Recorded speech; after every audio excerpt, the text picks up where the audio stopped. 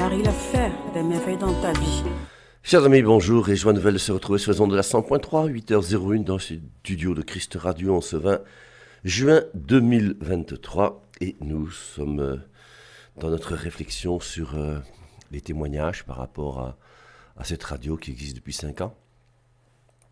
Donc on avait déjà lu quelques témoignages de personnes qui ont remercié donc la radio, forcément Père Ave Marie et même Laurence, pour les différentes émissions qui peuvent se dérouler. Et ça fait du bien aussi, quelque part, de comprendre que notre radio est quelque chose qui aide les gens. Alors, j'avais un petit témoignage que j'ai pris. Alors, ce n'est pas un témoignage qui est lié à la radio. C'est le témoignage d'un pasteur pentecôtiste qui est devenu catholique. Alors, il y en a plusieurs. Vous savez, il y en a un, nous, qu'on aime beaucoup ici sur les ondes, qui était un pasteur protestant et qui est devenu catholique. Il s'appelle Scott Hahn, avec sa femme Kimberley Hahn. Kimberley Hahn qui était une fille de pasteur, lui qui était pasteur, et tous les deux faisaient des études à l'université pour devenir pasteur,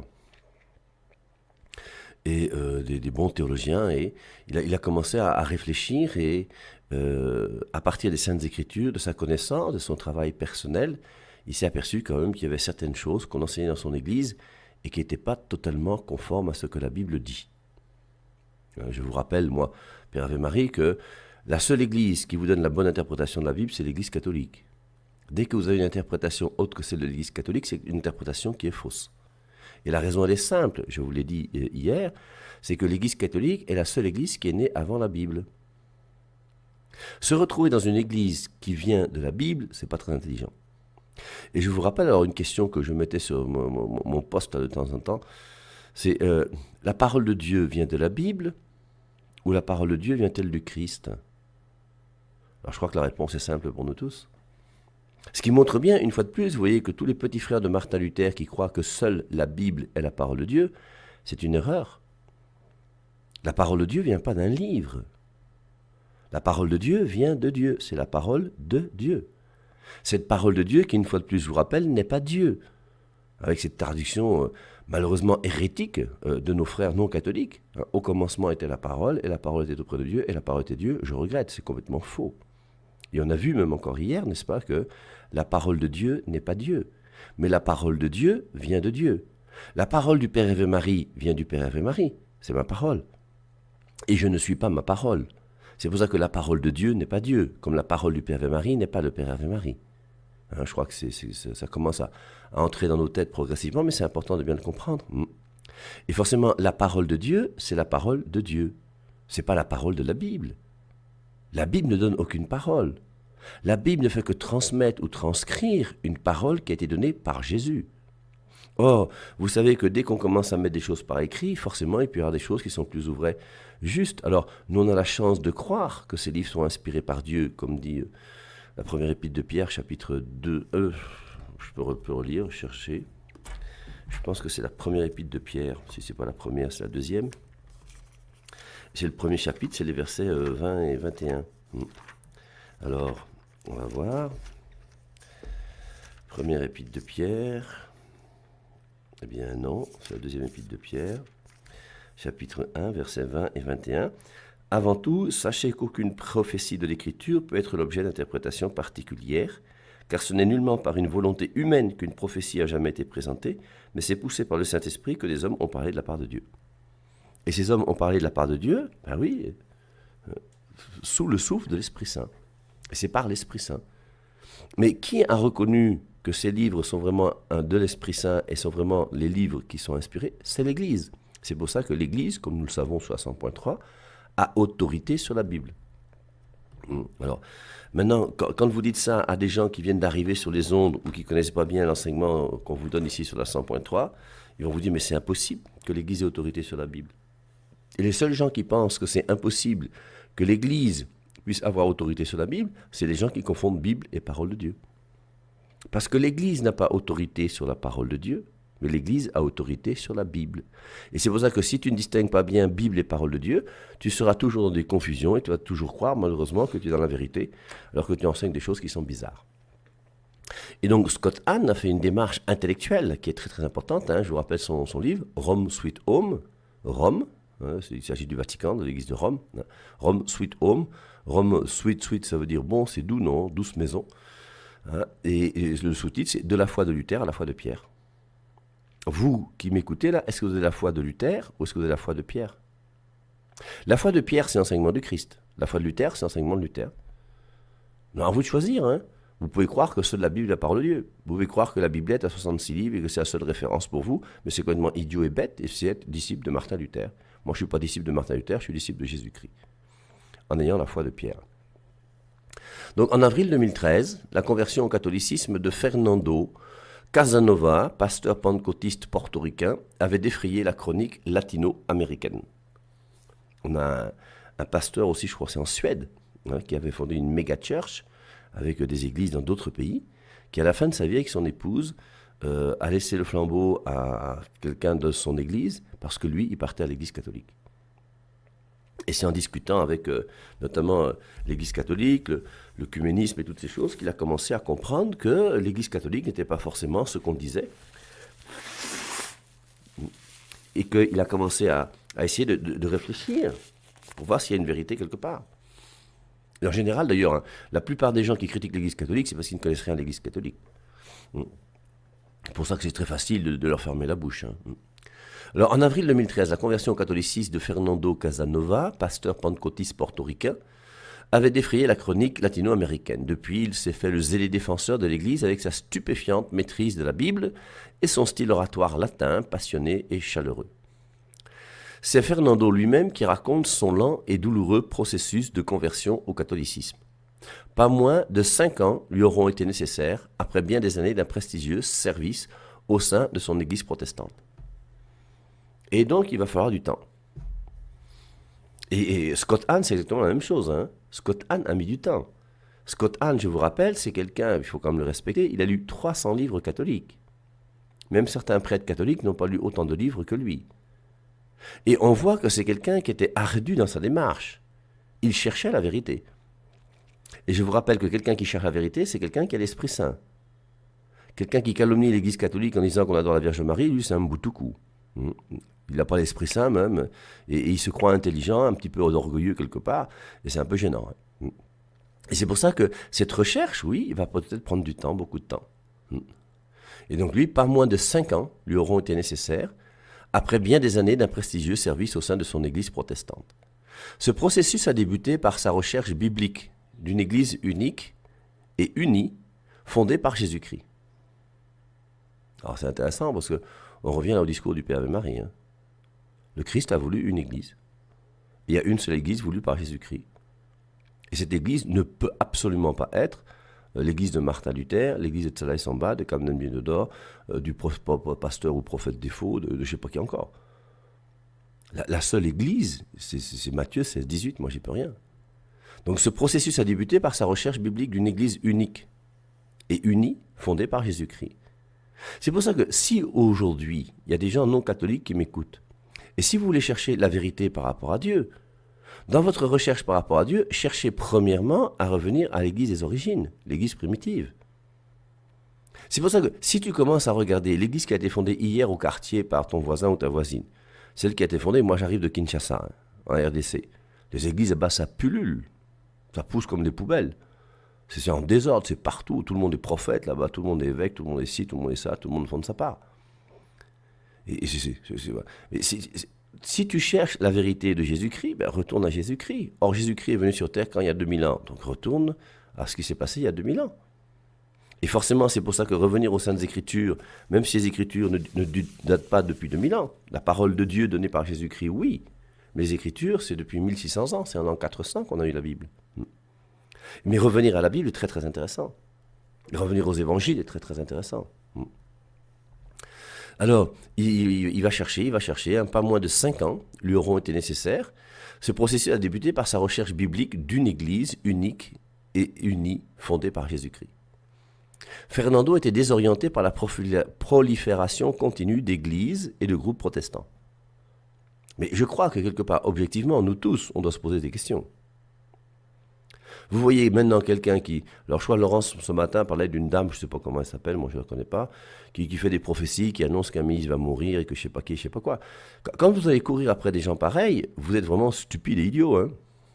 On appelle ça la bêtise. Maintenant, vous avez le droit d'être bête aussi, hein. On ne peut pas vous empêcher d'être bête. Mais on a le devoir, nous, de vous donner quand même des critères de discernement pour vous empêcher de tomber dans des choses bizarres. C'est exactement la même chose de ce faux prophète qui avait dit à une femme, tu as un serpent dans le ventre, c'est ton mari qui te l'a donné. Et quand tu commences à mettre ta confiance dans des charlatans qui sont là dehors, dans des gens qui vous annoncent n'importe quoi, et je ne sais pas pourquoi vous aimez ces bêtises-là, moi. Je ne comprends pas. Vous aimez le sensationnel, vous cherchez quoi? Donc tu vas commencer à mettre ta confiance. Elle disait ce matin, n'est-ce pas, qu'il y a quelqu'un qui a demandé, initie-moi. Toi, tu veux qu'on t'initie dans le mal? Tu veux demander à Satan de t'initier? Mais c'est pour aller où, mon frère? Et tu penses que ça va se finir comment? Vivre riche et mourir jeune? Qu'est-ce que tu veux? Notre vie est avec Dieu, mes amis. Il a fondé une église. En dehors de son église, je ne sais pas ce qu'on cherche. C'est pour ça que moi, Père Hervé Marie, sur les ondes de la 100.3, je ne connais comme église voulue par Jésus-Christ que l'église catholique romaine, qui a été fondée par Jésus-Christ et qui est liée à la personne de Pierre. Et Pierre, pour nous aujourd'hui, c'est le pape. C'est net, c'est propre, c'est clair. Tout le reste, là, c'est du désordre. Alors, il a commencé à se dire que toute cette prolifération, le nombre d'églises, le fondateur d'églises, tout ça, au bout d'un moment, le fait qu'il y ait 50 000 églises chrétiennes sur la terre, c'est une honte. Et une chose qui est sûre, je crois que c'est clair pour nous tous, c'est que Jésus-Christ n'a pas voulu 50 000 églises chrétiennes. Si vous croyez que Jésus-Christ a voulu Martin Luther, il faut vous poser des questions sur votre compréhension de l'Esprit Saint et de la vérité. C'est évident que Martin Luther n'a jamais été inspiré par l'Esprit Saint. Je suis désolé pour vous, mes frères protestants, mais j'ai le devoir, au nom de mon amour pour vous et de ma charité, de vous dire la vérité. Martin Luther, c'est pas un génie, c'est même un cancre. Quand il dit lui-même qu'il a mal traduit un verset biblique en ajoutant un mot qui n'existe pas en grec et que c'est comme ça qu'il faut faire parce que le docteur Martin Luther le pense ainsi, pour le bien, il y a un petit peu d'orgueil quand même dans cette histoire. Quand il vous dit que seule la Bible est la parole de Dieu, on comprend qu'au bout d'un moment, il faut quand même se poser des questions sur son niveau intellectuel. Et aujourd'hui, il ne faut pas commencer à voir l'Esprit Saint partout. Il y a plein de gens qui... C'est pour ça que je vous ai dit plusieurs fois que je n'aime pas... Quand vous m'appelez homme de Dieu, ça m'énerve. Et ça m'énerve pourquoi? Parce que vous appelez homme de Dieu tous les mboutoukous stupides et idiots qui sont dehors. Des gens qui n'ont fait aucune étude, qui ne connaissent rien, on leur a donné un diplôme je ne sais pas où, ils pensent avoir l'Esprit Saint, maintenant, quelquefois même avec des pratiques bizarres, et vous appelez ça homme de Dieu. Ces hommes de Dieu-là, moi je ne suis pas homme de Dieu comme ça. Moi je suis un vrai homme de Dieu. On m'appelle Père Hervé Marie, je suis un prêtre catholique et fier de l'être, parce que j'appartiens à l'église que le Christ a fondée il y a 2000 ans. Et nous sommes des vrais hommes de Dieu pour vous aujourd'hui, il faut mettre les choses au clair. Et il faut que vous soyez capable de discerner quand même aujourd'hui entre les vrais hommes de Dieu qui vous parlent et tous les charlatans spirituels qui sont dehors. Et c'est même pas compliqué en plus, il suffit juste un petit peu d'intelligence et de formation. Donc ce processus a débuté par sa recherche biblique d'une église unique et unie, fondée par Jésus-Christ. Parce que Fernando était désorienté par la prolifération continue d'églises et de groupes protestants. Et c'est vrai qu'à partir du moment où tu prends la Bible, chacun comprend la Bible à sa manière et chacun fonde son église. Et il fonde son église sur quoi? Pas sur la parole de Dieu, sur sa compréhension de la Bible. Et ta compréhension de la Bible ne fait pas la parole de Dieu. Et c'est pas parce que tu as compris un verset biblique que ça veut dire que le verset biblique que tu as compris, tu l'as forcément bien compris. Je vous rappelle Actes chapitre 8, l'eunuque éthiopien qui se promène dans son char, il lit un passage d'Isaïe, et l'Esprit Saint envoie le diacre Philippe lui rendre visite pour lui dire, l'aider un petit peu. Et quand il dit, comprends-tu ce que tu lis? Et l'eunuque répond, comment vais-je comprendre? Je n'ai personne pour m'expliquer. Comment toi tu peux croire que tu peux comprendre la Bible seul? Comment tu peux croire toi que tu es le génie qu'on attendait depuis 2000 ans? Et Jésus-Christ, lui, lorsqu'il parlait, il disait des bêtises. Et les apôtres, lorsqu'ils parlaient, disaient des bêtises. Et l'église que le Christ a voulu, pour laquelle il est mort dans Éphésiens 5, 25, Marie, aimez vos femmes comme le Christ a aimé l'église et s'est livré pour elle, cette église-là, c'est une église qui ne vaut rien. Et c'est toi, parce que tu as lu 2 versets bibliques, qui pensent maintenant que tu es dans la vérité? Un peu d'humilité, monsieur. Alors, prolifération de sectes, mais son zèle, dans cette quête, visait un seul et clair objectif, ne pas être catholique.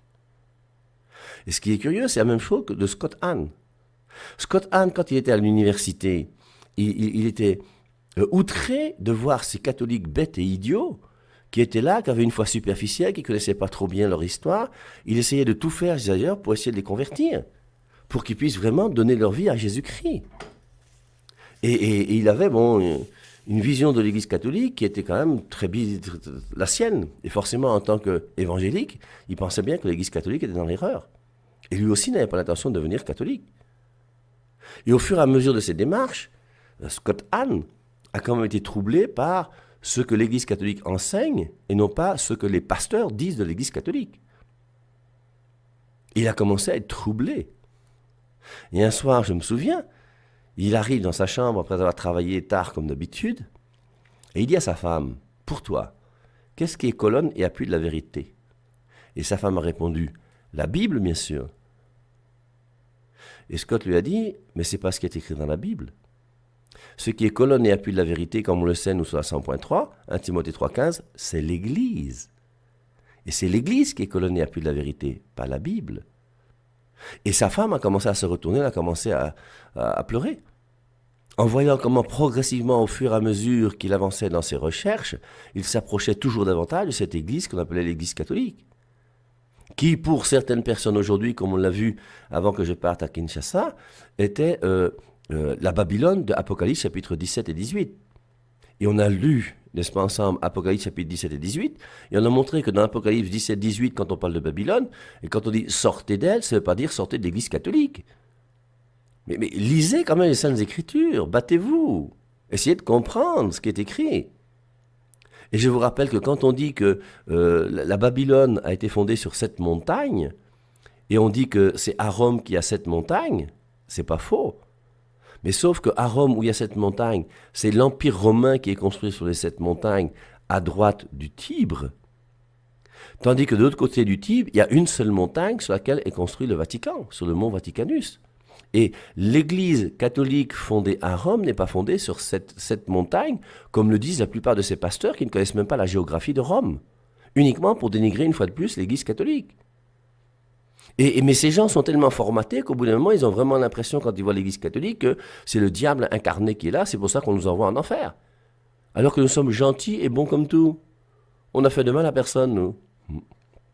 Donc, alors, mais son zèle dans cette quête, par rapport à l'Église une et unique, c'était quand même avec un but objectif pour lui, ne pas être catholique. Sauf que le coup de grâce de sa conversion a précisément été sa découverte de l'Eucharistie catholique. Alors, ça aussi c'est intéressant parce que quand on lit Scott Hahn, on l'avait lu ensemble ici au début quand on avait commencé avec la radio, non, son témoignage, quand on lit Scott Hahn, on voit comment Scott Hahn, dans son église protestante, avait commencé à instituer la scène tous les dimanches. Quand il avait commencé à commenter Jean chapitre 6, et en commentant Jean 6 et tout le discours sur le pain de vie, avec notamment Jean 6, 51-58, qu'on connaît par cœur sur la 100.3, c'est « Je suis le pain descendu du ciel, celui qui mangera de ce pain vivra éternellement, et le pain que je donnerai, c'est ma chair pour la vie du monde ». Verset 52, les Juifs qui disent « Comment cet homme-ci va-t-il nous donner sa chair à manger ?» 53, celui qui ne mange pas ma chair et qui ne boit pas mon sang n'a pas la vie. 54, celui qui mange ma chair et boit mon sang a la vie éternelle et je le ressusciterai au dernier jour, car ma chair est une vraie nourriture et mon sang est une vraie boisson. Et on voit que Jésus-Christ parle bien de sa chair et de son sang. Mais jusqu'à aujourd'hui, vous avez des pasteurs qui disent que la chair du Christ, c'est la parole de Dieu. Mais plus bête que ça, tu meurs. Pourquoi n'aimez-vous pas la vérité ? Moi, je me souviens avoir discuté chaudement sur Jean 6, là, avec quelqu'un qui me disait que non, et surtout qu'il y a le passage qui dit « La chair ne sert de rien », un petit peu plus loin, dans Jean 6. Alors, on peut relire si vous voulez, hein. Ça me rappelle des souvenirs. Ça ne sert pas à grand-chose, parce que tu discutes avec des gens qui sont bornés, donc ça n'apporte pas grand-chose. Hein. Mais alors, donc Jean 6, 51-58, hein, et puis un peu plus loin, il dit, au verset 63, c'est l'esprit qui vivifie, la chair ne sert de rien. Alors, Jean 6, 53, hein, celui qui ne mange pas ma chair et qui ne boit pas mon sang. Et Jean 6, 63, c'est l'esprit qui vivifie, la chair ne sert de rien. Donc, ils utilisent ce verset pour dire que la chair du Christ, le corps du Christ ne sert à rien. Mais c'est une malhonnêteté intellectuelle. Et toujours, à partir de la Bible, on peut faire croire n'importe quoi à n'importe qui. C'est pour ça que nous avons besoin de quelqu'un pour comprendre les Saintes Écritures. Sinon, on sera toujours dans des erreurs graves. Et donc, notre Casanova, là, lui, va découvrir l'Eucharistie catholique. Et je vous ai dit, hein, et je vous répète, que si une seule fois dans ta vie, tu as vécu l'Eucharistie d'une manière chrétienne, en comprenant que tu vis le corps à corps avec Jésus-Christ, je le pif mal, il me yamo, et mon nom c'est Madame Jésus, tu ne peux plus jamais quitter l'Église catholique. Tous ceux qui ont quitté l'Église catholique, là, c'est parce qu'ils ne savaient pas ce que c'est que l'Église catholique. C'était des faux catholiques. Ils ne comprenaient rien. S'ils avaient compris un tant soit peu l'enseignement de l'Église catholique, ils n'auraient jamais quitté l'Église catholique. Et donc, on voit, c'est joli de voir comment, bien, c'est à partir de l'Eucharistie que lui va revenir. L'Eucharistie, dans Jean chapitre 6, qu'est-ce que ça va faire? Lisons le verset 66. Dès lors, plusieurs de ses disciples se retirèrent en arrière et cessèrent d'aller avec lui. Les disciples se sont séparés de Jésus-Christ à cause de l'Eucharistie. Ils ont trouvé que cette parole est trop dure. Comment tu peux dire que ma chair est une vraie nourriture et mon sang une vraie boisson? Eh bien, Casanova va revenir lui justement en découvrant que se séparer de Jésus-Christ à cause de l'Eucharistie, c'est une erreur. Et maintenant, lorsqu'il a découvert ce qu'est l'Eucharistie catholique, il est revenu à la vérité.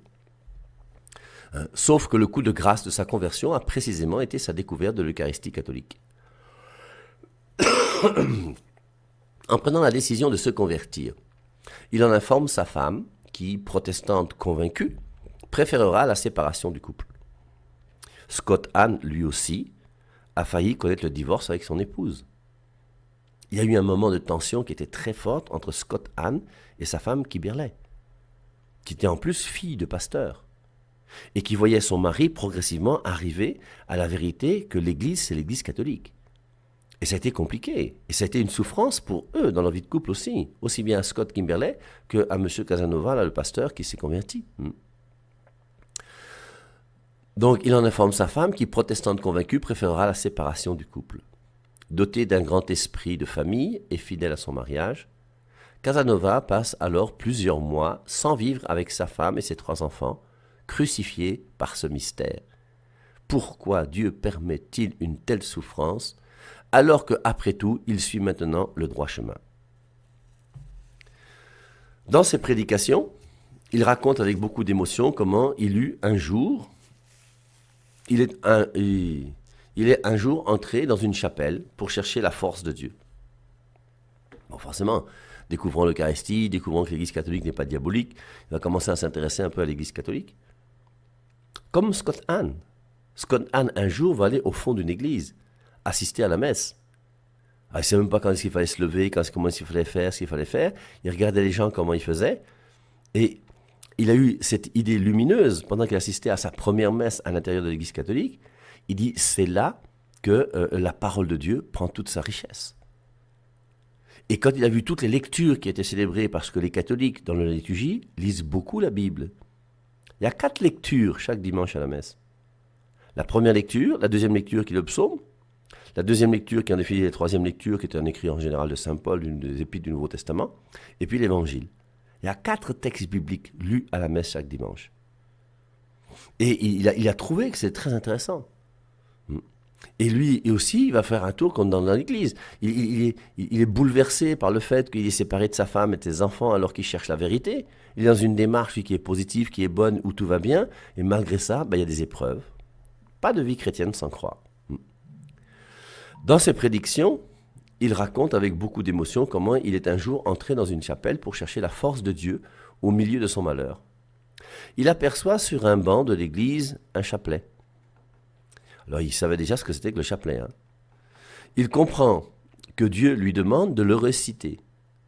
Pour le jeune homme récemment converti, bien que ferme dans sa foi, il lui est encore très difficile, en raison des origines évangéliques, de prier le chapelet.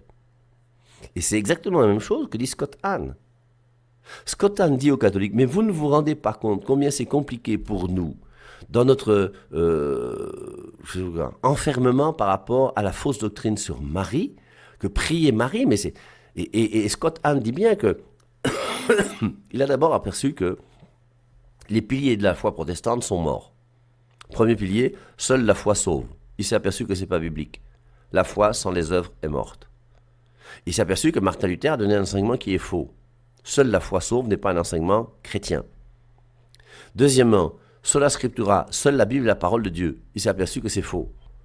Qu'il y a une tradition de Thessaloniciens, de 15 et tout ça, on ne va pas rentrer encore dans ces détails-là, et qu'il y a une tradition qui existe, et que forcément la parole de Dieu précède les Saintes Écritures. Et que la parole de Dieu est donnée par Jésus-Christ. Dans l'Église, pendant 400 ans, on va donner la parole de Dieu, mais la Bible va naître en l'an 400. Donc avant que la Bible ne naisse, la parole de Dieu était donnée. Donc la parole de Dieu est plus que la Bible. Jean 20, 30, 31, le Christ a fait en présence des disciples beaucoup d'autres miracles qui ne sont pas écrits dans ses livres, etc. etc. Et donc, il s'aperçoit qu'au bout d'un moment, il dit, bon, si déjà, sur le sola fide, l'Église catholique avait raison. Si sur le sola scriptura, seule la Bible, la parole de Dieu, l'Église catholique a raison. Pourquoi est-ce que je ne pourrais pas lui faire confiance par rapport à Marie? Et par rapport à Marie, il n'a pas cherché une raison théologique. Il a cherché, premièrement, à pouvoir prier. Il a dit un chapelet, Scott Hahn. Comme Casanova va le faire. Il entre dans l'église. Pour le jeune homme récemment converti, bien que ferme dans sa foi, il lui est encore très difficile, en raison des origines évangéliques, de prier le chapelet. Mais Fernando regarde Marie et lui dit qu'il est prêt à le faire. Mais il lui adresse deux demandes. Qu'il puisse se réconcilier avec sa femme, et que celle-ci, ainsi que leurs enfants, puissent entrer en pleine communion avec l'église de son fils. Donc il va lire son chapelet, il va avoir son intention. L'ancien pasteur raconte « J'ai prié le chapelet, maladroitement, et sans beaucoup de foi, ce qu'on peut comprendre. J'ai prié le chapelet maladroitement et sans foi, demandant pardon à Dieu, tous les 10 Je vous salue Marie, au cas où ma façon de prier ne lui plaise pas. » Kibele Hahn, la femme de Scott Hahn, à un moment, les enfants ont commencé à aller aussi à l'église catholique. Et quand elle était encore dans sa démarche, elle ne savait pas si elle devait être protestante ou catholique, à un moment, il y a son enfant qui lui a dit « Comment est-ce qu'on récite le Je vous salue Marie ?» Et lorsqu'elle a commencé à dire « Je vous salue Marie » avec l'enfant, elle a dit « Dieu, j'espère qu'en disant le Je vous salue Marie, là, je ne t'agresse pas, je ne te fais pas du mal. » Et il semble que c'est vraiment très très difficile pour ces gens de pouvoir comprendre que, alors que la prière à Marie, c'est quoi? La prière à Marie, c'est simplement demander à Marie d'intercéder pour nous. Comme moi, je peux demander, je vous dis, à chacun d'entre vous qui est là, de prier pour moi, comme vous pouvez me demander de prier pour vous. C'est exactement la même chose avec Marie. La seule chose, c'est que Marie est morte, entre guillemets, comme Saint Paul est mort, comme Saint Jean est mort, mais comme les morts sont vivants, ils sont vivants au paradis auprès de Dieu. Et étant vivants au paradis auprès de Dieu, ils peuvent intercéder pour nous. Sainte Marie, Mère de Dieu, priez pour nous, pauvres pécheurs. Maintenant, reconnaissons aussi quelque part que nous, les catholiques, on exagère quand même un petit peu. Et que quelquefois, notamment, moi, une chose qui me déplaît beaucoup, malheureusement je ne peux rien y faire, c'est quand vous lisez, vous écoutez le chapelet de Lourdes à 15h30 chaque jour, où on vous donne les intentions des gens qui sont au téléphone. Et vous voyez comment les gens disent Maman Marie, donne le mariage à mon fils, Maman Marie, guéris mon père, Maman Marie. Toutes ces demandes-là, c'est des demandes qu'on adresse à Dieu, pas à Marie. Et on demande à Marie d'intercéder pour nous auprès de Dieu. Et si ces gens pouvaient corriger leur manière de faire en disant « Maman Marie, nous te demandons ton intercession pour que Dieu puisse guérir notre fils. Maman Marie, nous demandons intercession pour que le cancer de... » Voilà, ce serait... Mais là, on attribue à Marie ce qu'on doit demander à Dieu. Et quelque part, on comprend que ça puisse irriter certaines personnes. Alors pour nous, dans l'Église catholique, ça ne dérange pas, parce qu'on sait que c'est l'intercession qu'on demande. C'est comme si tu envoies quelqu'un chez le ministre, tu lui dis demande, je sais pas moi, une exonération de 100%. Quand tu dis à cette personne-là, demande une exonération de 100%, il va aller intercéder pour toi. C'est pas lui qui veut donner l'exonération, c'est pour qu'il intercède pour que le ministre donne une exonération de 100%. Donc, c'est pour ça qu'il faut peut-être qu'on explique aussi un petit peu mieux peut-être notre dévotion mariale, pour permettre à nos frères qui ont des difficultés avec la dévotion mariale de comprendre qu'il n'y a rien de compliqué, c'est une mère, et on est heureux de déposer sa tête sur sa poitrine de temps en temps, elle nous prend dans ses bras comme une vraie maman, et c'est extraordinaire. Donc, Fernando regarde Marie et lui dit qu'il est prêt à le faire, mais lui adresse une demande. L'ancien pasteur, donc, lui demande la conversion, retrouver sa famille, et que sa famille puisse se convertir. L'ancien pasteur raconte « J'ai prié le chapelet maladroitement et sans foi, demandant pardon à Dieu tous les 10 Je vous salue Marie, au cas où ma façon de prier ne lui plaise pas. Le jour même, Fernando Casanova voit sa famille et se réconcilie avec sa femme. » Coïncidence quand même bizarre. Il a prié le chapelet, et grâce au chapelet, il s'est réconcilié avec sa femme et ses enfants. Le jour même, Fernando Casanova voit sa famille se réconcilier avec sa femme. Simple coïncidence, 1 an, jour pour jour, après ce rosaire mal récité, à la cathédrale de Porto Rico, la capitale, le Fernando Casanova, son épouse et ses enfants ont été officiellement reçus dans l'Église catholique. Encore une coïncidence. 1 an juste après avoir récité son premier chapelet. Fernando lui-même regrette de n'avoir pas conservé ce chapelet, qu'il avait trouvé 1 an plus tôt, abandonné sur un banc d'église. Il n'aurait pas seulement aimé le garder, l'ancien pasteur se serait bien vu enterré avec ce chapelet, enroulé dans ses mains reconnaissantes. Donc nous sommes toujours dans ces conversions hein, pour montrer que notre Église, eh bien, c'est pas souvent ce qu'on veut dénigrer dehors. Nous avons une belle Église, soyons fiers de notre Église et n'hésitons pas et n'ayons pas peur de pouvoir proclamer notre foi, de pouvoir justifier notre foi simplement. Surtout, nous avons des arguments monstrueux et massus pour justifier ce en quoi nous croyons. Formons-nous, n'hésitons pas, hein, soyons zélés pour notre Dieu, vivons une vraie vie chrétienne bien sûr, et puis soyons aussi capables de montrer aux autres pourquoi nous sommes fiers et heureux d'être catholiques.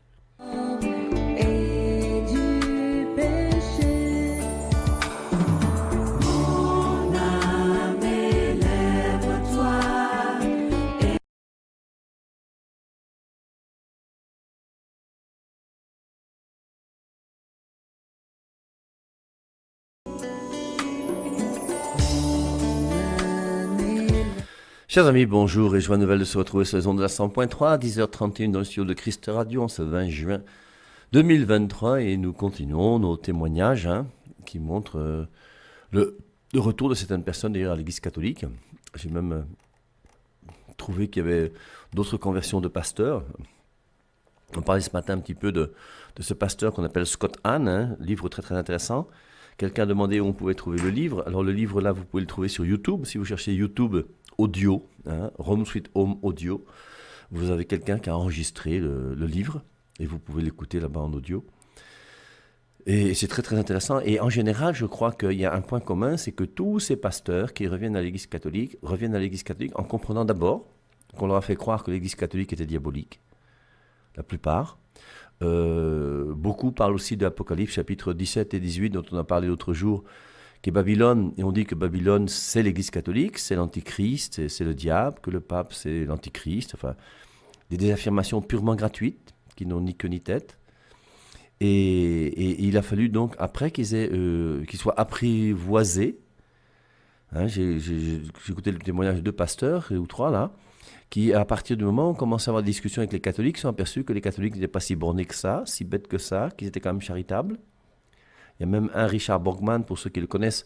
Moi, j'ai eu la chance de prêcher avec lui un jour à Marseille, qui était un pasteur pentecôtiste, qui est revenu à l'église catholique grâce à l'aumônier de prison dans lequel il était, où il voyait le service de cet aumônier de prison, qui était quand même édifiant.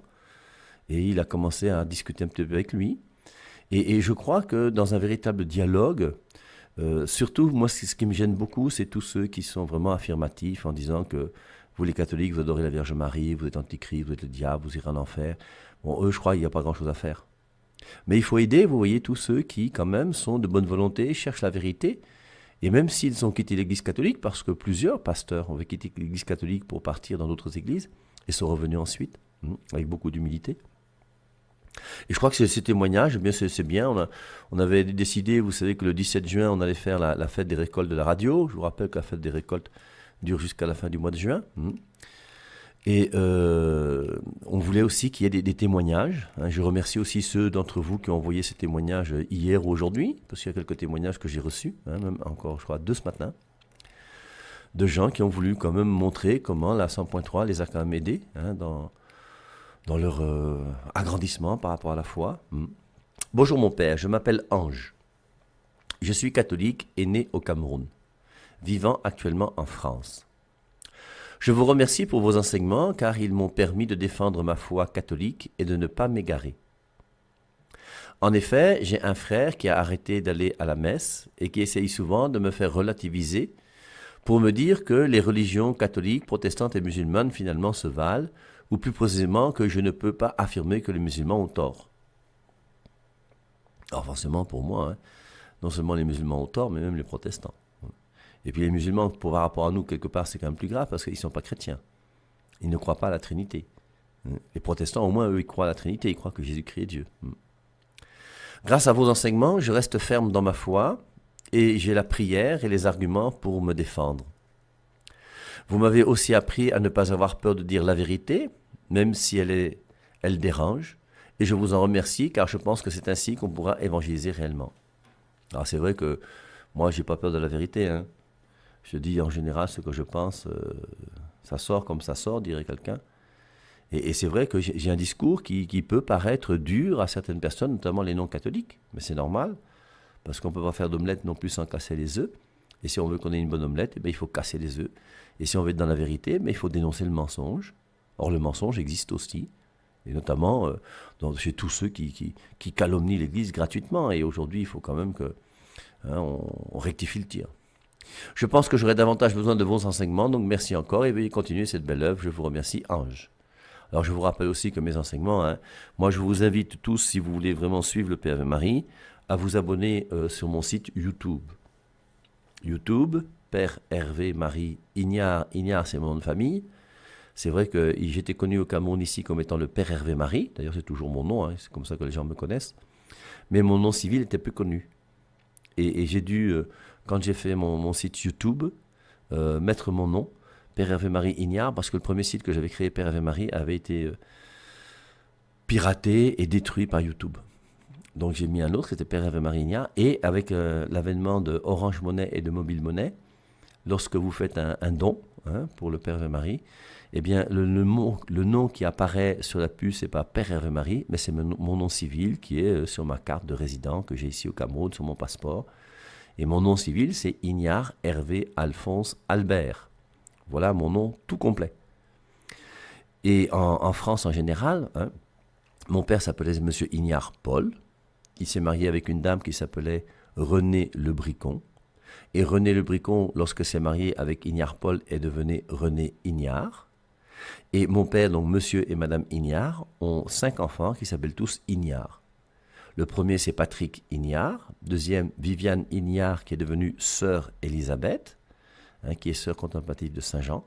Ensuite, moi qui suis à 3e position, Hervé Alphonse Albert, qui lui s'appelle Père Hervé Marie aujourd'hui.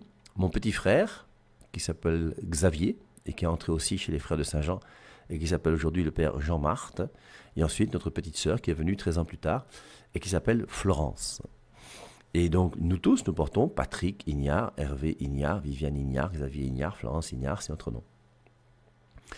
Alors, avec OM et Mobile Money, j'étais obligé de mettre mon nom, et donc c'est pour ça que bon, mon nom maintenant est mieux connu avec mon nom civil, et voilà.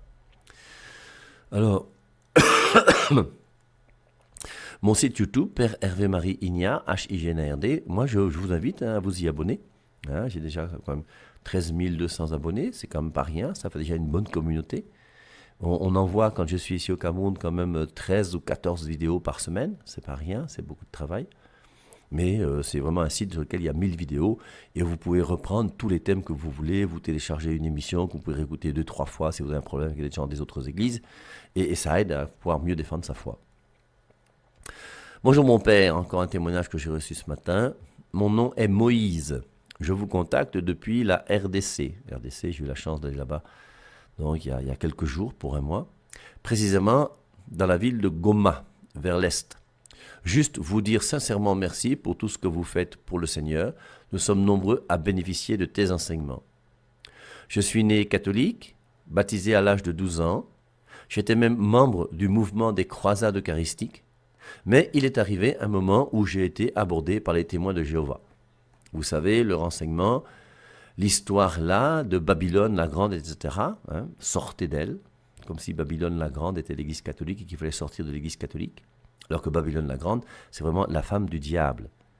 Et je vous rappelle, pour ceux qui connaissent un peu l'Apocalypse, que dans l'Apocalypse chapitre 12, il y a cette femme enveloppée du soleil qu'on peut prendre pour l'épouse du Christ, et puis il y a Babylone qui est plutôt l'épouse du diable. Comme le diable ne fait que imiter Dieu, il essaie de faire croire qu'il est Trinité. C'est pour ça que dans l'Apocalypse chapitre 12, face à la femme, il y a le dragon rouge-feu qui donne son pouvoir à la bête de la mer et la bête de la terre, l'anti-Père, l'anti-Fils et l'anti-Esprit Saint, avec dans l'Apocalypse 13-18, le dernier verset qui dit que le chiffre de la bête, c'est 666. Et puis Apocalypse chapitre 17, Babylone, qui est assise sur le diable, et puis alors qui est dans l'impureté, dans la prostitution, qui persécute les saints du Très-Haut. Alors quand vous lisez Apocalypse chapitre 17, en voyant que Babylone persécute les saints du Très-Haut, les saints du Très-Haut, je regrette, mais s'il y a bien une église qui canonise les gens, c'est bien nous les catholiques. On ne persécute pas les saints du Très-Haut, on les reconnaît, et on vous permet même de pouvoir savoir qui ils sont pour pouvoir en vivre. Et après, vous dites que c'est nous qui persécutons les saints du Très-Haut. Mais c'est tellement de non-sens qu'au bout d'un moment, on a du mal à comprendre l'objectivité de ces gens qui interprètent la Bible d'une manière bizarre. Alors, il a commencé à fréquenter nos amis témoins de Jéhovah. Et en fréquentant les témoins de Jéhovah, ben forcément, hein, dès que vous discutez avec quelqu'un qui connaît plus de références bibliques que vous êtes perdu. Si vous voulez lutter avec quelqu'un qui est ceinture noire de judo, il va vous ramasser. Si vous voulez lutter avec Ngannou, il va vous détruire. Maintenant, moi-même, Père de Marie, je ne peux pas lutter avec Ngannou. Je suis sûr qu'il va me mettre un coup de poing, c'est fini, il va être assommé pendant 8 jours. Par contre, s'il faut discuter Bible, oui, Ngannou, là, peut se mettre à mon école. Parce que chacun a son domaine dans lequel il est fort. Moi, mon domaine, c'est la Bible, la foi, la parole de Dieu, enfin, toutes ces choses. On ne peut pas être fort partout non plus. Et c'est pour ça que, lorsque vous discutez avec quelqu'un qui connaît la Bible mieux que vous, ou il connaît plus de références bibliques que vous, forcément, il va vous perdre. Et c'est comme ça qu'on va dire, Exode 24, tu ne te feras pas d'image taillée. Dieu a dit qu'il a interdit les images. Et les gens se laissent berner. Et forcément, Dieu n'a jamais interdit les images. Toi-même, tu n'as même pas interdit les images à ton fils. Tu n'as jamais interdit à ton fils de regarder un livre avec des images dedans. Si toi-même, tu n'interdis pas les images à ton fils, pourquoi voudrais-tu que Dieu interdise les images aux hommes? Il faut quand même réfléchir un peu de temps en temps quand on essaye de lire la Bible. Mais comme on ne réfléchit pas bien, on vous donne 1, 2, 3 références, vous êtes perdu, vous dites Amen, Alléluia, j'ai découvert la vérité, chic, la, voilà, et je parle en langue, et tout va bien. Alors l'histoire de Babylone, ça l'a un petit peu troublé. Ce catholique était catholique, pourtant engagé dans un groupe. J'avais abandonné ma foi catholique et j'ai fréquenté les témoins de Jéhovah pendant des années. Et forcément, oui, c'est très facile d'empêcher quelqu'un de devenir témoin de Jéhovah. Si vous avez dans votre entourage ou dans votre famille quelqu'un qui veut devenir témoin de Jéhovah, venez me rencontrer. Ça va être très facile. Et je vous rappelle que moi, quand j'étais à Berthois, je suis arrivé à Berthois en 1987, dans les années déjà, je pense, 92 peut-être, ou quelque chose comme ça, moi, je me débrouillais à rentrer dans les familles qui recevaient les témoins de Jéhovah. J'avais dit aux fidèles de la cathédrale, je leur avais dit que si parmi vos voisins, vous avez des gens, et vous voyez qu'une fois par semaine, ils reçoivent des témoins de Jéhovah, dites-moi, et moi aussi, j'irai dans cette maison leur proposer la doctrine catholique. Et c'est ce que j'ai commencé à faire. Et forcément, donc, quand je suis entré dans une maison où les témoins de Jéhovah entraient souvent, c'était des gens qui étaient prédisposés à recevoir la parole de Dieu, la Bible, la vérité, qui forcément étaient un peu ignorants de ces choses-là. Et forcément, ils m'ont dit, mon père, mais qu'est-ce que vous voulez qu'on fasse? Nous, on reçoit les témoins de Jéhovah, vous venez maintenant, vous dites que vous n'êtes pas d'accord. Bon, ce que je propose, c'est la prochaine fois que les témoins de Jéhovah vont venir, qu'on puisse faire une confrontation ensemble. Et c'est ce qui s'est passé. Et donc, arrivé dans cette maison, on a discuté, les témoins de Jéhovah étaient là, j'étais là, puis on a discuté ensemble sur la doctrine catholique et la doctrine des témoins de Jéhovah. Alors, en toute humilité, c'est pas de la vantardise, mais les témoins de Jéhovah, on leur a fermé la bouche, et ils sont restés tranquilles. Une deuxième maison, il y a eu une confrontation qui s'est faite avec les témoins de Jéhovah, et ensuite, toutes les autres maisons, les témoins de Jéhovah n'ont plus jamais fait aucune confrontation. Et c'est comme ça qu'on a empêché des gens de devenir témoins de Jéhovah.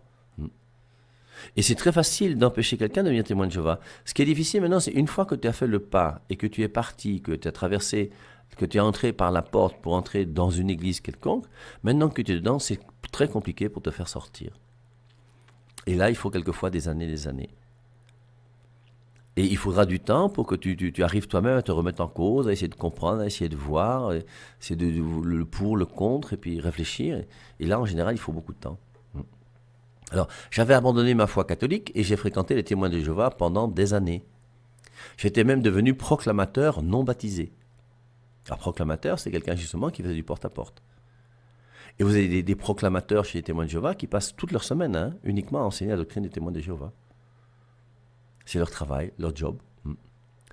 Alors, ce qui est curieux, c'est lui-même, il précise, j'étais même devenu proclamateur non baptisé. Donc, s'il était non baptisé, ça montre quelque part qu'il y avait un petit repli ou déjà une petite réflexion, parce que normalement, en tant que proclamateur, il devait être baptisé. Mais j'ai développé mon esprit critique à l'âge de 19 ans, et j'ai commencé à me former. Avec le temps, j'avais compris l'égarement des témoins de Jéhovah et quitté l'organisation. Puis, je suis rentré dans plusieurs autres églises dites réveillées. J'étais même devenu membre d'une secte de l'unification mouniste, hein, Moon, hein, qui était bien connu à l'époque. Mais je n'étais pas à l'aise. J'ai continué mes recherches par surprise. Je suis tombé sur la chaîne YouTube du Père Hervé Marie, en novembre 2022. Grâce aux vérités que vous enseignez chaque jour, je suis redevenu catholique fin 2022. J'ai arrangé avec le Seigneur ma vie, je prends le corps du Christ presque chaque jour. J'ai une profonde paix en moi. Je suis chaque jour tes émissions. Vraiment, que Dieu te bénisse. Je souhaitais être parmi ceux qui t'avaient accueilli lorsque vous étiez à Kinshasa. Malheureusement, je vis à Goma. Aujourd'hui, j'ai 23 ans. Je suis étudiant en médecine et catholique. Alors, tous ces témoignages sont quand même des témoignages qui sont agréables et qui sont bons à entendre. Hein, ça fait plaisir, forcément. Et vous voyez, c'est important de bien se former et de prendre des arguments qui soient solides. Et surtout, vous voyez, maintenant, c'est d'être vraiment quelqu'un qui vit sa vie chrétienne. Parce que tous les débats qu'on fait pour savoir si l'Église catholique est meilleure que les protestants, que les pentecôtistes, c'est pourquoi? C'est uniquement pour que chacun d'entre nous, nous puissions vivre une relation amoureuse avec Dieu qui soit profonde et vraie. Je suis persuadé qu'il y a plein de pentecôtistes qui n'ont pas de relation amoureuse vraie avec Jésus-Christ. Et c'est pas étonnant, il n'y a plus d'Eucharistie. Il n'y a plus que la parole. Au commencement était la parole, et la parole était auprès de Dieu, et la parole était Dieu. Et pour eux, la parole qui est Dieu, c'est quand même grave, devient la Bible. Maintenant, ils n'ont plus que la Bible, des versets bibliques. Ils récitent la Bible matin, midi et soir. Ils deviennent malades de la Bible, fous de la Bible. Et au nom de la Bible, ils insultent les gens. Ils ne se rendent même pas compte qu'ils calomnient au nom de la Bible. Et forcément, il sait qu'il n'y a plus de relation amoureuse avec Jésus. Nous, la chance que nous avons, nous, en tant que catholiques, c'est que nous avons à la messe, quand nous assistons à la messe chaque dimanche, un équilibre qui fait que nous marchons sur deux pieds. Nous avons la parole de Dieu et nous avons l'Eucharistie. Et c'est pour ça que nous disons à la messe le dimanche que la liturgie de la messe est divisée en deux parties. Personnellement, je pense qu'il y en a trois. Mais gardons les deux parties là, pour bien réfléchir ensemble d'abord. Il y a une partie qu'on appelle la liturgie de la parole de Dieu, avec, je vous ai dit ce matin, les 4 lectures qu'on fait chaque dimanche à la messe. Le credo que l'on confesse. Je crois en Dieu le Père Tout-Puissant. Credo de Nicée-Constantinople, qui était le credo de tous les chrétiens. Et notre credo n'a pas changé jusqu'à aujourd'hui. Je crois à la rémission des péchés. Mais les premiers chrétiens, quand on a des premiers siècles, croyaient à la rémission des péchés. Et la rémission des péchés, c'est quoi? C'est Jean 20, 23, tous ceux à qui vous remettrez les péchés leur seront remis. Combien de pentecôtistes aujourd'hui croient qu'un homme peut remettre les péchés? Ils ont une foi qui est devenue bizarre. L'Eucharistie, forcément, c'est le Christ. On célébrait la messe tous les jours. Et nous avons la chance, nous, d'avoir donc cet juste équilibre entre l'Eucharistie et la parole de Dieu. Et l'Eucharistie, qu'on le veuille ou non, le fait de pouvoir célébrer la messe tous les jours et de prendre la communion tous les jours, ça crée en toi une dépendance au grand sens du terme, une dépendance d'amour envers Dieu. Et il y a une relation personnelle qui se vit avec Dieu qui est unique, que nous vivons grâce à l'Eucharistie. Or, malheureusement, chez les protestants, l'Eucharistie est devenue bizarre. Chez les pentecôtistes, c'est encore plus bizarre.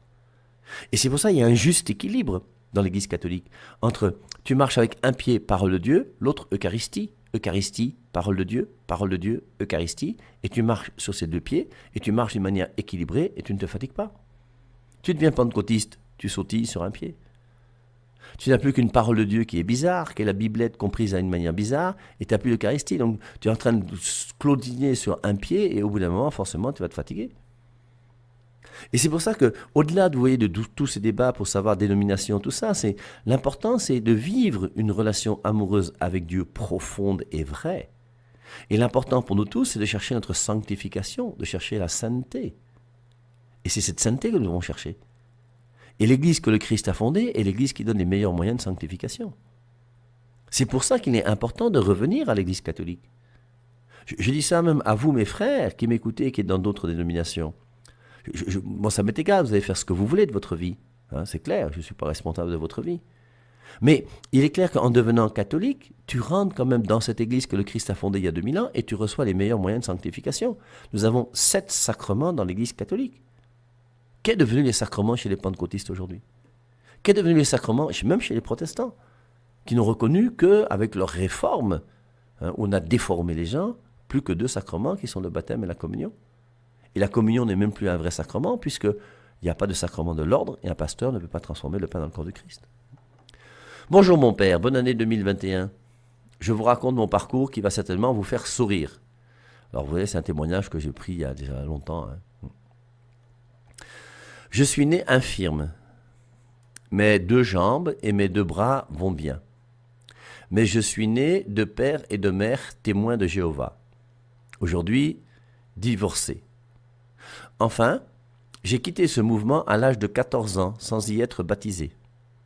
Dieu merci. Après une longue traversée du désert, étant écœuré des religions, je me suis éloigné de mon Créateur.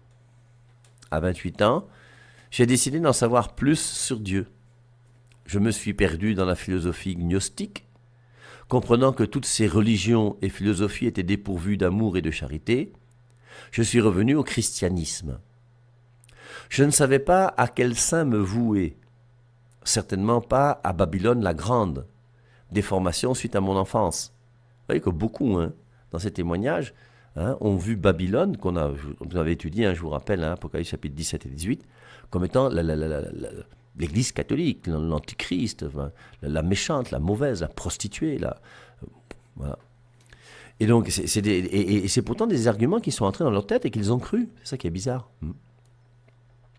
Comprenant que toutes ces religions et philosophies étaient dépourvues d'amour et de charité, je suis revenu au christianisme. Je ne savais pas à quel saint me vouer, certainement pas à Babylone la Grande, déformation suite à mon enfance.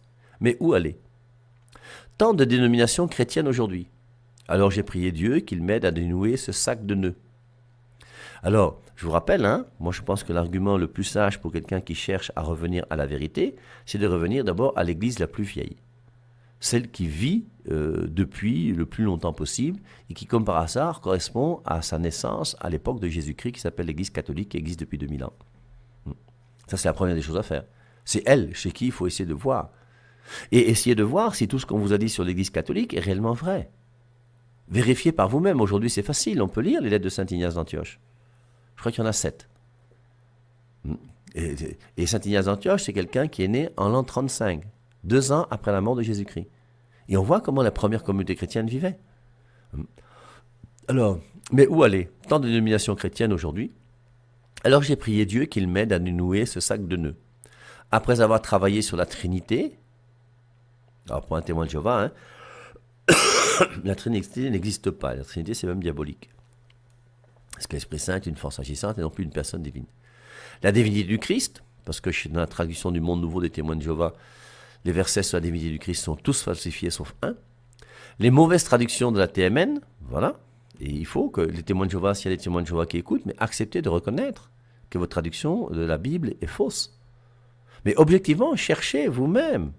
Allez voir le texte grec, allez voir. Si vous ne connaissez pas le grec, si vous approchez de quelqu'un qui connaît le grec. Mais sinon, on peut déjà se débrouiller aujourd'hui avec Internet à pouvoir découvrir un petit peu quels sont les mots qui sont présents et comment c'est traduit et toutes ces choses. Donc, la Trinité, la divinité du Christ, les mauvaises traductions de la TMN, et je crois que pour un témoin de Jéhovah, c'est les premières choses à faire. L'achat de plusieurs Bibles. Alors, quand tu commences déjà à acheter Jérusalem, qui est la Bible catholique, Darby, qui est une Bible protestante, Louis II, qui est aussi protestant, je suis tombé sur vous. Vous m'avez ramené dans la bergerie, mon père. Je ne pourrai jamais vous remercier assez. Voilà, j'ai encore tant de travail à faire. En apprenant votre mort, ça m'a fait comme un électrochoc. Alors j'ai été agréablement surpris de voir que le nombre de personnes qui ont versé une larme parce que je suis mort, même comme je suis encore vivant et je vous donne rendez-vous dans 20 ans, je me mets à l'école de mon père. Nous, ici au Camer, on se comprend, n'est-ce pas? Alors, j'ai encore tant de travail. En apprenant votre mort, ça m'a fait comme un électrochoc, oui, c'est vrai. Je me souviens encore de ce soir-là où on faisait Christade ici à la radio. Et puis, juste avant l'émission, on m'a envoyé la photo de la voiture dans laquelle notre confrère de la communauté Saint-Jean, qui ne s'appelle pas Hervé Marie, mais Marie Hervé, qui était camerounais, on l'a retrouvé, donc, accident de voiture, mort. Et il y a une photo qui est venue qu'un petit peu après, où on le voyait allongé sur la route, dans son habit de frère de Saint-Jean. Et beaucoup de gens ont pensé que Marie Hervé était Hervé Marie. Et donc, beaucoup de gens pensaient que c'est moi qui étais mort. Alors, heureusement que j'ai un ami à la CRTV et un ami à Canal 2 qui m'ont quand même appelé alors que j'étais en studio, mais quand j'ai vu leur numéro de téléphone, j'ai compris que quand même... Donc j'ai fait un petit peu de musique à un moment ou à un autre, et puis j'aurais parlé pour dire que non, je suis bien vivant, afin que de fausses informations ne circulent pas. En apprenant votre mort, ça m'a fait comme un électrochoc. Je voulais juste vous remercier de votre vivant et vous aider modestement comme vous m'avez aidé. Bonne journée, mon père. Alors, continuons avec ces petits témoignages. Il est 10h56, on va prendre un autre. J'adore votre manière de faire comprendre les Saintes Écritures. Avant de vous connaître, je me disais protestant. J'ai donc racheté une 5e nouvelle Bible sous forme de papier et en numérique, sous différentes versions pour pouvoir la lire n'importe où. Et j'ai pris celle des catholiques pour avoir tous les livres. Aujourd'hui, je ne fais plus partie d'aucune religion. Je suis simplement l'enfant du Créateur, c'est comme ça que je me vois. Je n'ai jamais lu autant la Bible depuis que je vous ai écouté. Un grand merci et soyez bénis par le Créateur. Alors, si la 100.3 peut permettre aux gens d'avoir une meilleure connaissance biblique et de mieux pouvoir connaître les Saintes Écritures, ben rendons aussi grâce à Dieu.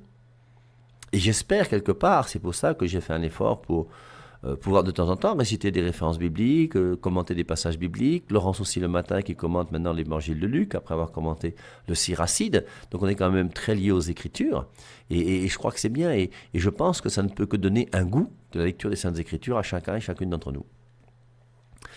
Père, juste pour soutenir ce que vous disiez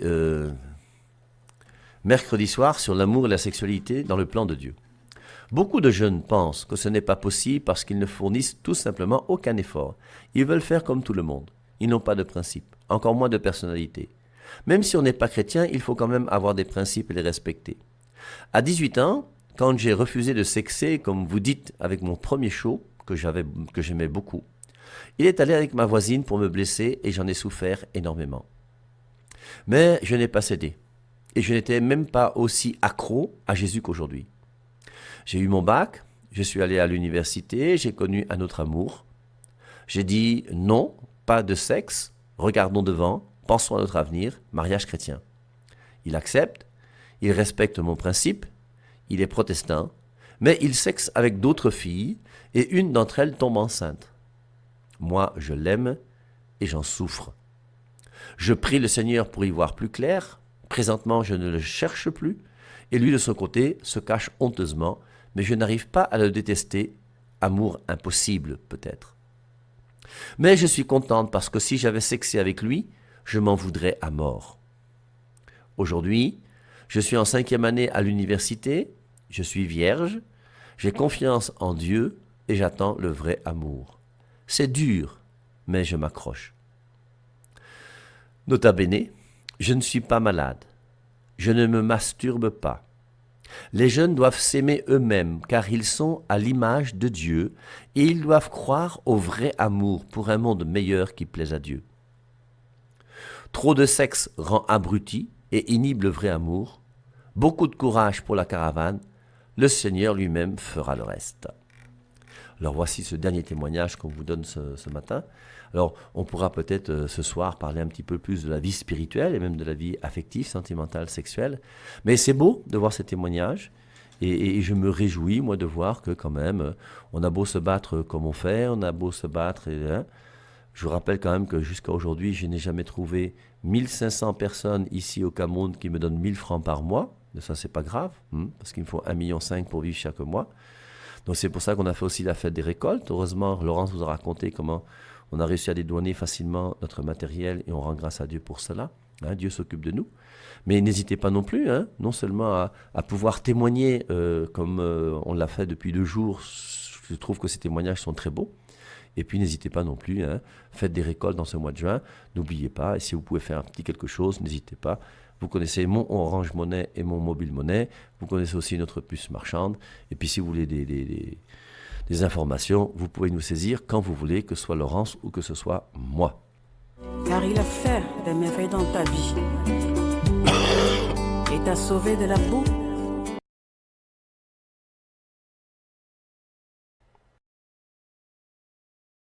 Car tu as fait du bien à mon âme. Et je voudrais que mon âme s'élève. Chers amis, bonsoir. Et Joie Nouvelle se retrouve sur la zone de 100.3. Nous sommes le 20 juin 2023. Il est 17h01 dans Sur de Christ Radio. Toujours un peu de retard depuis déjà aujourd'hui, je crois. Chaque émission est un peu en retard. Je m'en excuse. Et on va continuer à réfléchir. J'ai trouvé un témoignage intéressant encore sur un pasteur qui s'est converti, qui est devenu catholique. Hein. Et donc, pourquoi je suis catholique? Pourquoi Alors, forcément, vous avez sans doute les autres églises qui vont chercher à trouver des gens qui se sont convertis, qui étaient catholiques, non, et qui se sont convertis. Les prêtres qui se sont convertis dans les autres églises, à mon avis, il n'y en a pas beaucoup. Je sais que là où j'étais à Kinshasa, il y a un pasteur d'une église Mbutuku là, qui a fait croire qu'un prêtre s'était converti. Hein, l'abbé Blaise Kamda, qui est en RDC, là, a demandé à rencontrer ce prêtre, a fait des études, et on s'est aperçu en définitive que ce n'était pas un vrai prêtre. Hein. C'était encore un mensonge une fois de plus. Mais il faut savoir aussi que les gens n'hésitent pas à mentir. Et peut-être qu'un jour, il serait intéressant aussi d'essayer de voir quels sont tous les mensonges contre l'Église catholique. Je crois que le premier, on est tous d'accord, c'est « vous adorez la Vierge Marie », c'est un mensonge. Constantin a fondé l'Église catholique, un mensonge. Babylone, c'est vous l'Église catholique, un mensonge. Et le nombre de mensonges, ils sont... Et ça, c'est des mensonges qui sont historiques. Hein. Ce sont des mensonges. Dire que Constantin a fondé l'Église catholique, c'est un problème de connaissance générale. Ce n'est pas un problème de théologie, ce n'est pas un problème de spiritualité. C'est un mensonge uniquement gratuit de gens qui nient l'histoire et qui veulent essayer de justifier leur position en faisant des mensonges. Ce qui est quand même triste. Hein. Tout ça ne vient pas de Dieu, ça vient du diable, bien sûr, parce que le diable, c'est le père du mensonge. Mais ce qui serait plus intéressant, mais qui me paraît plus compliqué, alors c'est pour ça que je ne vais pas entrer dedans aujourd'hui, mais ce serait de réfléchir pour voir dans quelle mesure la spiritualité chrétienne est différente selon les familles chrétiennes. Qu'est-ce que ça nous apporte à nous personnellement d'être catholiques?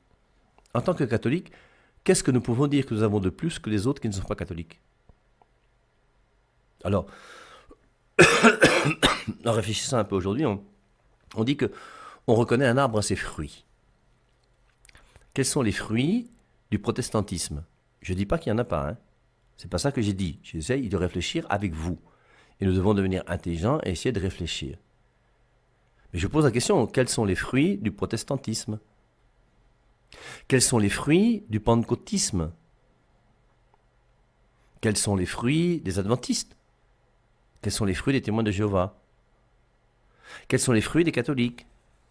Alors, forcément, vous voyez, la première des choses qu'on va dire, les catholiques, les prêtres pédophiles, l'Inquisition, la guerre, tout ça, tous ces trucs sur lesquels on revient sans arrêt, là. Mais si tu veux reconnaître un arbre, on reconnaît un arbre à ses fruits. Si tu regardes les fruits pourris d'un arbre, est-ce que le fruit pourri d'un arbre, tu peux me reconnaître le fruit qui est pourri? Parce qu'au bout d'un moment, il est tellement pourri qu'il est décomposé, on ne sait même plus ce que c'est. Donc, tu ne vas pas reconnaître un arbre à son fruit pourri. Or, chez nous, les prêtres pédophiles sont des fruits pourris. Tu vas reconnaître un arbre à ses vrais fruits. Il y avait ce qu'on appelait ici, je ne sais pas si ça existe encore toujours, là, le comice, non? Alors moi, je n'ai pas assisté au comice, mais je sais qu'il y a un comice qui a eu lieu à Bélabo et qui fait que ça nous a donné une route qui a permis d'avoir le goudron de Berthois à Bélabo parce que les gens devaient venir par la gare et il y avait la route, une des premières routes de l'Est, je pense, hein, c'était Bélabo-Berthois parce qu'il y avait le comice à Berthois. Et dans le comice, qu'est-ce que tu fais? Tu viens apporter les meilleurs fruits de ton troupeau. Quand il y a la fête de l'élevage, je ne sais pas comment il faut dire, l'agriculture en France, et que tous les présidents vont faire un tour là-bas, forcément, si tu as un cheptel avec des bœufs, tu vas faire venir ton bœuf qui est le plus beau. Tu vas faire venir la brebis qui est la plus belle. Tu vas vendre ton manioc qui est le meilleur. Tu vas proposer ta mangue qui...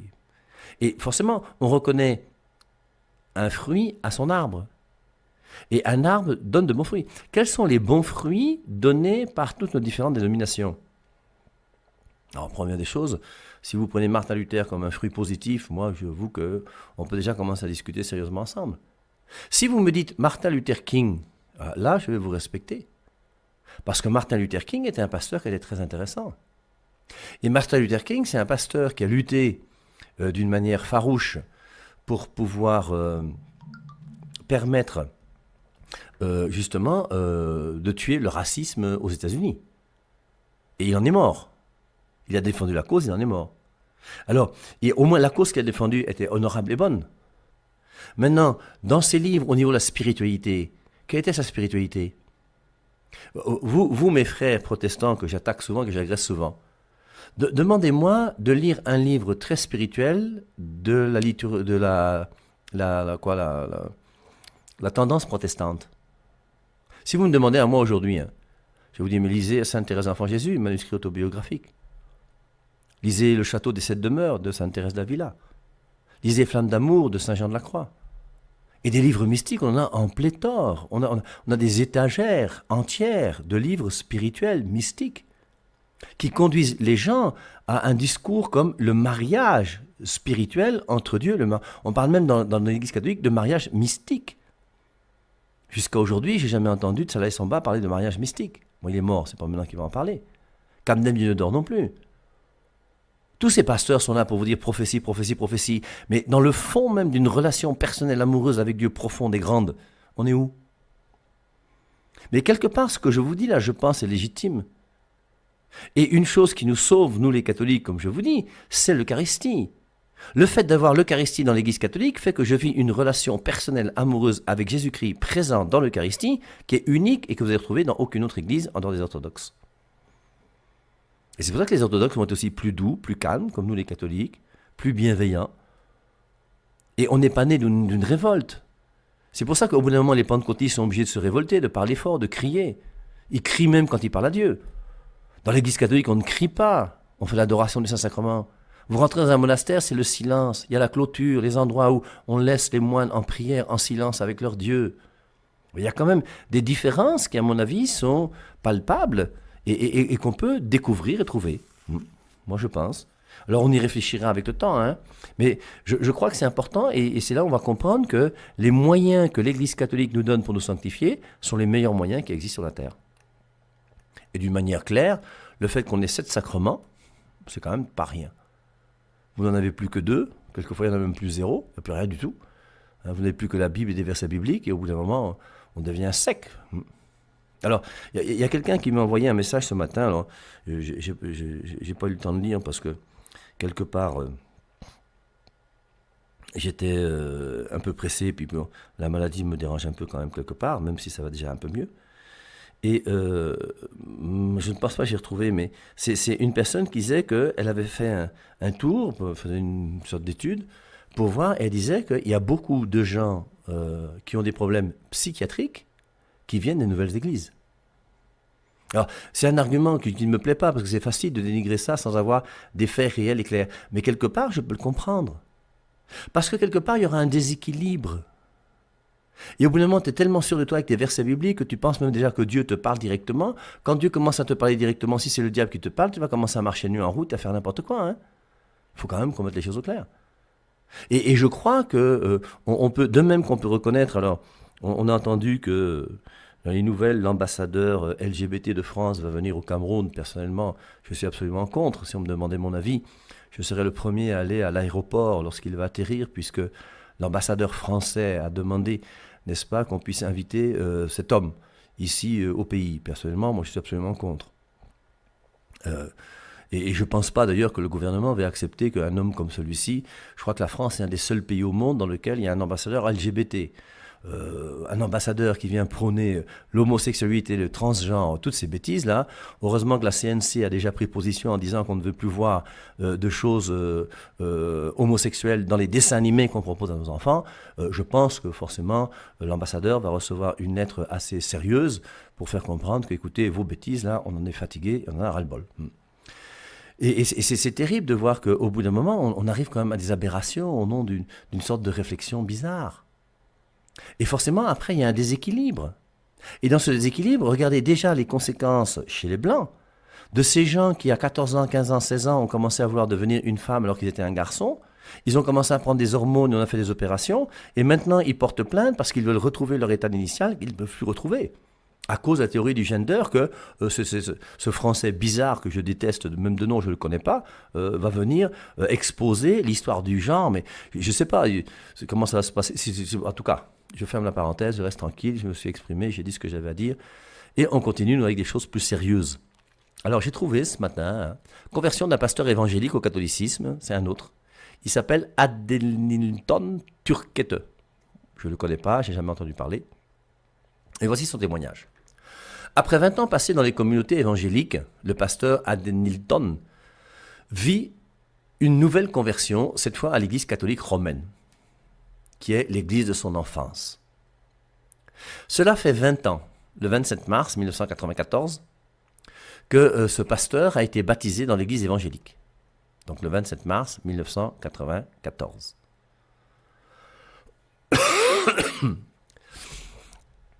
Et il a été baptisé dans l'église évangélique Assemblée de Dieu, au Brésil. Une belle expérience de conversion, mais ce ne sera pas la seule. Voici qu'aujourd'hui, devenu pasteur évangélique, il vit une nouvelle expérience de conversion, cette fois à l'église catholique romaine. Voici comment, après un long cheminement, notre pasteur, à Dellington, explique sa rencontre avec le catholicisme. J'ai été élevé dans la religion catholique, j'y ai été baptisé et j'y ai fait ma première communion, mais dans mon adolescence, rien de tout cela n'avait vraiment de sens pour moi.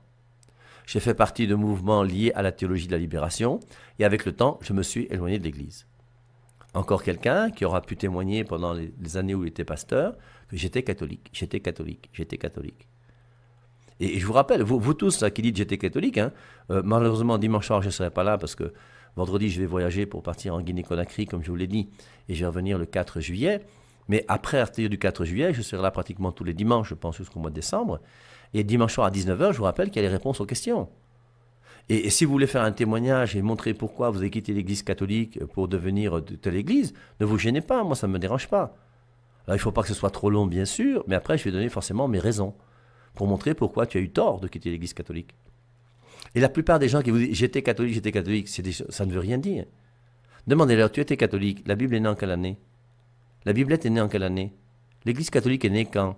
Quelle est la première fois qu'on a utilisé le mot catholique dans la Bible? On ne l'a jamais utilisé dans la Bible. Première fois qu'on l'a utilisé dans l'histoire de l'Église. Mais posez des questions, vous allez voir qu'au bout d'un moment, on ne connaît pas grand-chose en définitive. Et on dit qu'on était catholique alors qu'on n'était pas un vrai catholique. On était un faux religieux qui, d'une manière superficielle, vivait une vie sans comprendre réellement ce que l'Église catholique nous proposait. Et c'est le cas de notre ami Adenelton, là, dont on parle, du pasteur. Là. Et avec le temps, je me suis éloigné de l'église. Mais à 18 ans, j'ai accepté l'invitation d'un ami et suis allé avec ma famille et à un culte de l'Assemblée de Dieu. J'ai été émerveillé par l'atmosphère. Alors il va changer d'église à cause de l'atmosphère. Mais ça joue, c'est pas à négliger. C'est pour ça que personnellement, nous, avec la caravane d'évangélisation, l'événement Christade et tout ce qu'on a fait ici au Cameroun, on a cherché pendant les temps où on prêchait dans les églises ou dans les stades à prendre des chants qui étaient des chants vivants pour que les gens puissent découvrir ce que c'est que la louange. Parce qu'il est clair que lorsque tu assistes à une messe, en assistant à une messe, c'est toujours le même canevas qui nous est proposé. Et comme je vous dis souvent sur les ondes de la 100.3, il n'y a pas de temps de louange dans la messe à l'église catholique. Même si vous me dites que le Gloria est un temps de louange, ça va faire rire tous ceux qui savent ce que c'est que la louange. Mettons les choses au clair. Et si tu veux vivre la louange dans un groupe catholique, il faut aller chez les charismatiques. Et c'est les charismatiques qui vont te faire découvrir ce que c'est que la louange. Et la louange, c'est quelque chose de très important.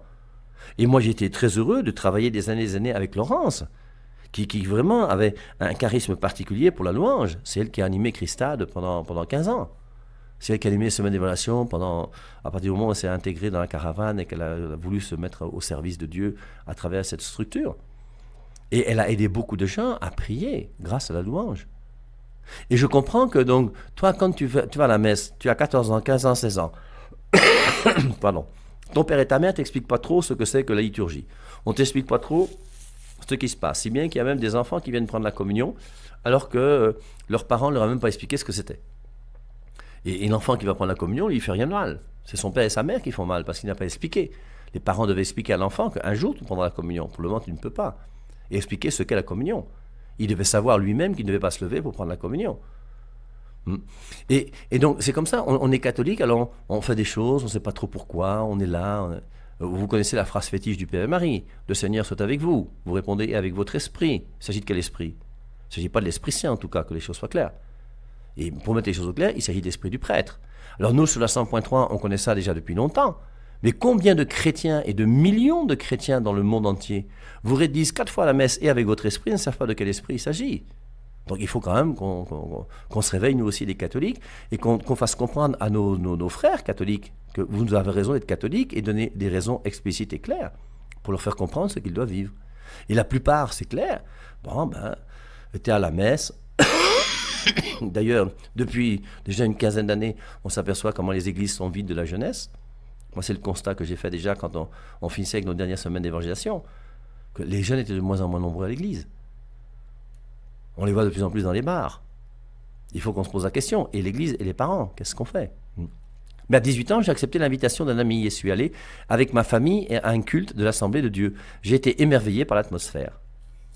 Je vous rappelle cette histoire d'un jeune de Berthois qui était venu me voir. Il m'a dit, mon père, moi je suis à Berthois depuis quelque temps parce que j'ai quitté mon village, j'ai une chambre ici, je suis à...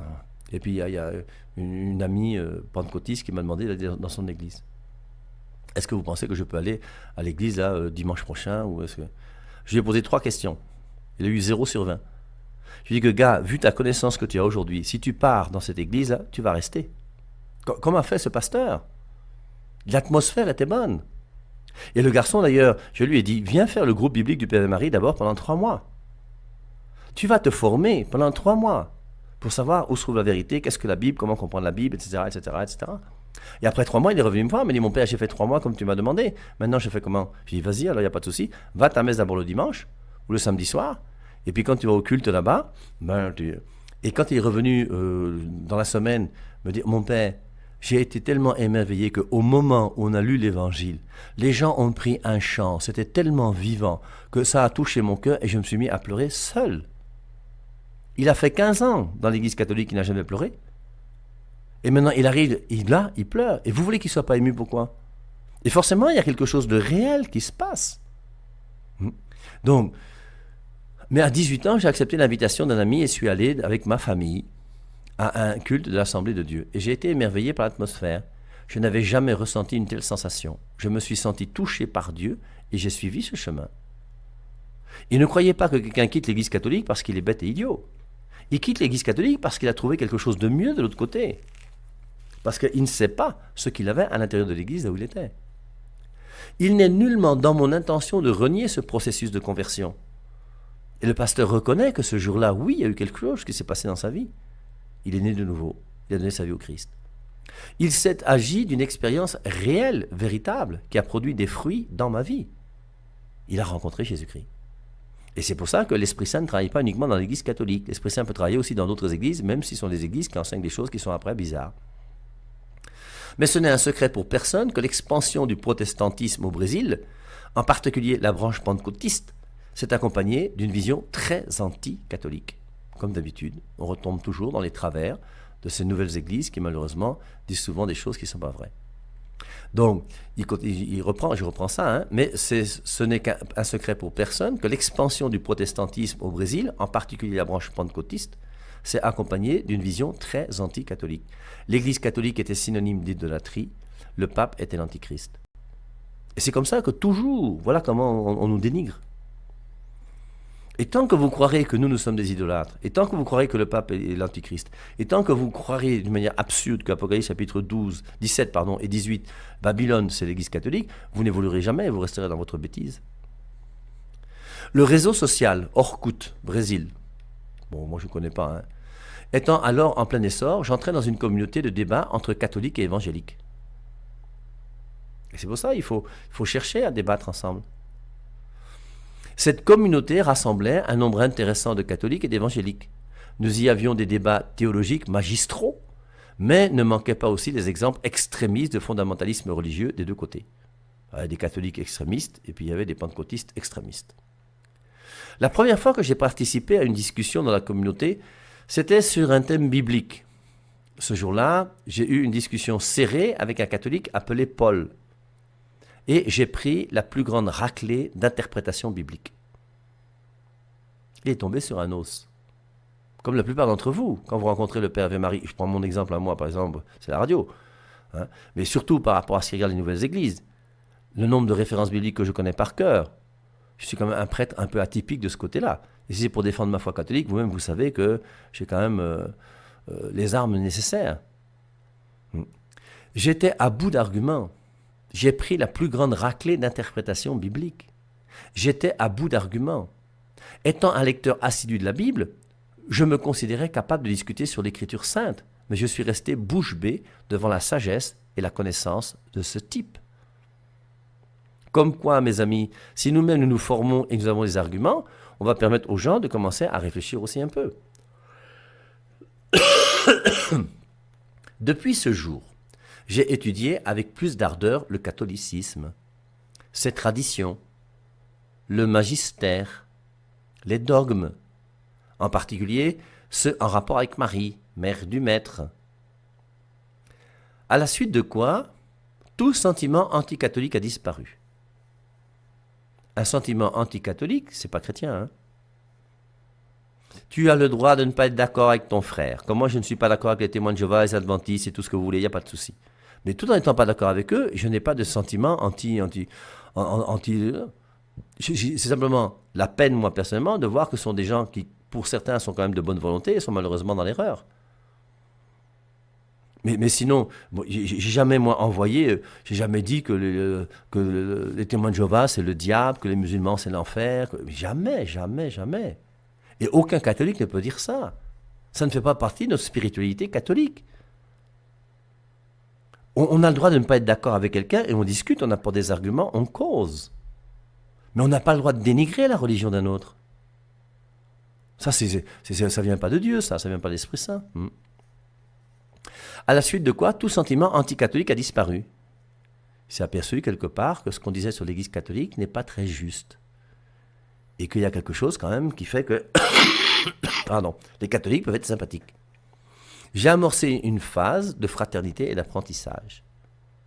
Cependant, l'idée ne m'est jamais alors venue de redevenir catholique. De cette période de discussion sont nées simplement des amitiés, des rencontres. Il faut du temps. Scott, Anne, tous ces gens-là, on met du temps. La communauté a été essentielle dans le renouveau de mon esprit. J'ai commencé à voir l'Église catholique comme l'Église du Christ. Tout protestant doit comprendre que sans elle, l'Église catholique, l'Évangile ne peut pas nous atteindre. C'est déjà une réflexion qui est intéressante. Toi, tu nais aujourd'hui, tu dis que tu as la vérité parce que tu as la Bible. La Bible, tu l'as prise où? Chez les catholiques. Et maintenant, tu te lèves et tu es plus intelligent que toute l'Église catholique qui existe depuis 2000 ans. Et dans ton humilité, tu ne cherches même pas à savoir si peut-être éventuellement tu pourrais te tromper dans ton interprétation de la Bible. Un peu bizarre, hein, comme manière de réfléchir. La communauté a été essentielle dans le renouveau de mon esprit. J'ai commencé à voir l'Église catholique comme l'Église du Christ. Tout protestant doit comprendre que sans elle, l'Église catholique, l'Évangile ne peut pas nous atteindre. J'aurais pu reprendre le passage de Martin Luther. Lorsqu'il discutait à Marbourg avec un de ses réformés, qu'il avait formé, je crois que c'était Zwingli, avec qui il n'était pas d'accord sur la conception de l'Eucharistie. Martin Luther disait que l'Eucharistie, c'est réellement le corps du Christ, et Zwingli disait non, c'est uniquement un symbole. Et l'argument de Zwingli, c'est de dire que, mais ça vient de l'Église, donc forcément ça ne peut pas être vrai. Et Martin Luther lui dit, mais la Bible vient de l'Église, la doctrine vient de l'Église, les catéchismes viennent de l'Église, tout vient de l'Église. Et de fait, il n'a pas tort. Cependant, il m'a fallu quelques années pour comprendre que je devais retourner à l'Église mère. Il a fallu quelques déceptions, beaucoup de frustrations, pour ouvrir mon cœur et concevoir que ma place est dans l'Église catholique. Après avoir démissionné du pastorat et de la direction d'une église, j'ai coupé avec toute religion institutionnalisée. J'avais ma foi, je croyais en Dieu et j'allais vivre pour faire le bien et pour ma famille. Je ne voulais plus dépendre d'une dénomination quelconque. Ma religion était le Christ, un point, un trait. J'ai commencé ce projet de blog, Partage la grâce, le partage des textes avec des amis de Facebook. J'ai commencé à écrire sur la foi chrétienne, à poster des reportages et des nouvelles sur le christianisme, y compris des controverses et des scandales. Jusqu'à ce qu'un beau jour, j'ai écrit le texte Castel Gondolfo, la résidence de vacances du pape. Le 11 janvier 2013, au début de la nuit, je n'avais pas dormi de la nuit, ayant rêvé du pape Benoît XVI et de l'idée de revenir à l'Église. L'idée s'est transformée en désir, et le désir en décision. Peu de temps après, j'ai créé la page François, le pape de l'humilité. J'ai été émerveillé par le message christocentrique du pape. Il ne me restait plus qu'à vérifier si l'Église correspondait à un tel enthousiasme. J'ai commencé à assister à la messe, tout en gardant un profil bas, au début pour observer, Mais au fil du temps, j'étais déjà impliqué corps et âme. Un jour, j'ai invité chez moi mon curé, le père Douglas, et nous avons longuement parlé. Ce fut un entretien très spécial.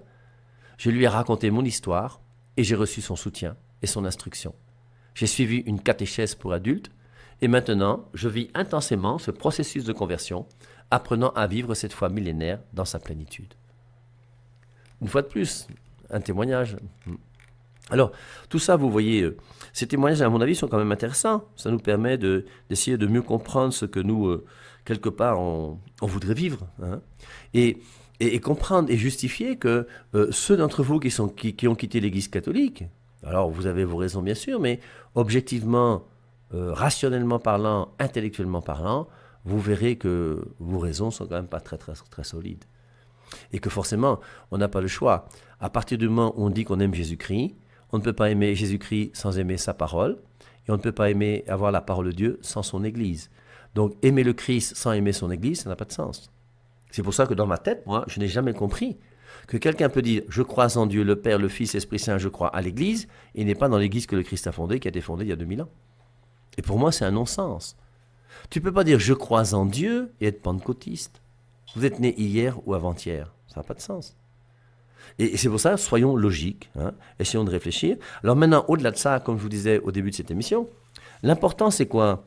L'important c'est que chacun d'entre nous, nous puissions, au-delà de tout ça, comprendre que l'histoire de religion, c'est pas d'abord une question de vérité, même si la vérité est présente. Mais maintenant, c'est une question de vécu de la vérité. Et l'important pour nous aujourd'hui, c'est de vivre ma relation amoureuse, personnelle, avec Jésus-Christ. Quand je vous dis que je m'appelle Madame Jésus, il y a quelque chose qui est vrai. Je le piffe mal et il me yamo. Et nous devons tous, à travers l'Église, quelle que soit la dénomination dans laquelle nous sommes, prendre tous les moyens possibles et imaginables pour garder du temps et rester avec Dieu. J'aimerais que mes frères protestants qui m'écoutent puissent me donner un livre mystique d'un pasteur protestant qui nous parle de l'oraison, de la contemplation. Je pense que ça doit exister. Je pense qu'il n'y en a pas autant que dans l'Église catholique, parce que l'Église catholique existe depuis plus longtemps. Et puis, quelque part, le fait, nous, d'avoir l'Eucharistie chez nous, fait qu'un chrétien comprend que c'est très important de prendre du temps pour la prière. Pas seulement la récitation des Saintes Écritures, pas seulement la méditation des Saintes Écritures, ce que on a l'impression que les protestants font mieux que nous. Et là, quelque part, peut-être qu'il faut qu'on se mette à leur école. Comme les pentecôtistes font une louange qui est souvent meilleure que la nôtre, et peut-être que là, ils ont quelque chose à enseigner. Mais si c'est du côté maintenant de la profondeur de l'intériorité, je crois que quelque part, si nous voulons rentrer dans les grands mystiques de l'Église catholique, nous avons des moyens qui nous sont donnés qui sont absolument uniques. Et l'adoration du Saint-Sacrement notamment, qui va nous faire entrer dans l'oraison et dans la contemplation, est quelque chose de très important pour mener une vie chrétienne solide. Et la chose la plus importante pour chacun d'entre nous, quelle que soit ta dénomination, c'est de prendre du temps chaque jour pour Dieu. Le curé d'Ars passait des heures et des heures dans sa chapelle tous les jours. Tous les saints et toutes les saintes passaient des heures de prière. Maintenant, j'aimerais savoir si mes frères témoins de Jéhovah, enfin, ce sont mes cousins, parce qu'on n'est pas chrétiens, ils ne sont pas chrétiens, et même les pasteurs pentecôtistes, combien d'heures passent-ils en prière tous les jours? Ou font-ils uniquement parler de Dieu? Mais il faut aussi du temps s'arrêter pour parler à Dieu. Et c'est important de garder un temps de prière qui soit conséquent et qui nous permette vraiment de vivre ce qu'on parlait, ce mariage mystique, cette relation amoureuse qui doit exister entre Dieu et nous. Il est tout pour toi.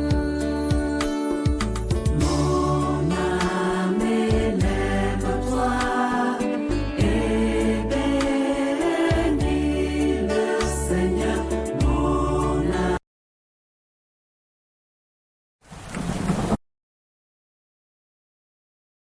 Car tu as fait du bien à mon âme.